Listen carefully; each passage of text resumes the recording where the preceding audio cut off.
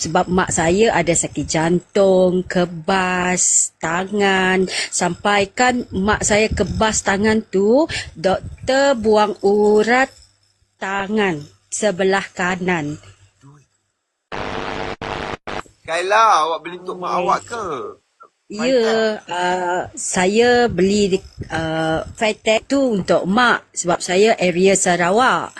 Saya tengok ada seseorang tu promosi untuk Fitech sebab mak saya ada sakit jantung, kebas tangan. Sampaikan mak saya kebas tangan tu, doktor buang urat tangan sebelah kanan. Sebab sebelah kiri akan dibuang next month.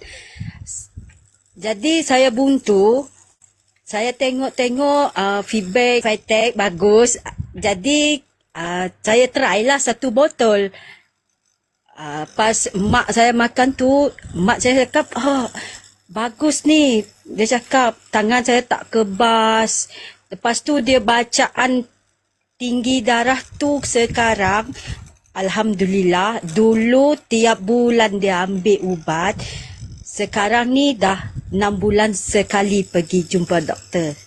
Wow. Lepas tu doktor tu tanya dengan mak saya, macam mana awak tinggi darah tu boleh turun? Jadi dia cakap, macam ni, apa SKV ke apa? Dia cakap, lepas tu dia bagi gambar dekat doktor. Lepas tu doktor tu request, produk ni memang bagus.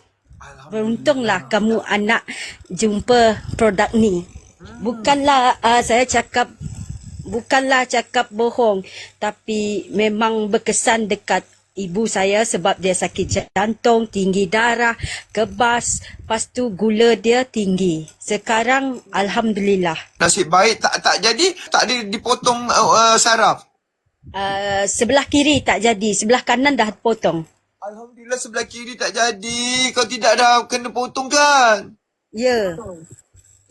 Allah, terima kasih Kayla bagi cerita macam ni. Semoga dapat pengajaran kepada anak-anak nak bantu ibu ayah mereka. Subhanallah. Ya, dulu memang betul partner saya buntu sebab tengok mak ulang-alik pergi hospital, sakit jantung, tinggi darah, semua kawal sebab saya seorang yang jaga mak. Saya tak peduli produk tu harga mahal ke tak, janji mak saya sihat. Alhamdulillah, saya temu produk yang bagus untuk mak dengan bapa saya. Alhamdulillah. Sebab sama-sama tinggi darah 3 serangkai. Tapi lepas dengan produk ni, alhamdulillah, mak saya okey, bapa saya okey sekarang. Sekarang dah 6 bulan sekali pergi jumpa doktor. Alhamdulillah. Dan awak boleh bagi tumpuan pada kerja, betul tak? Betul.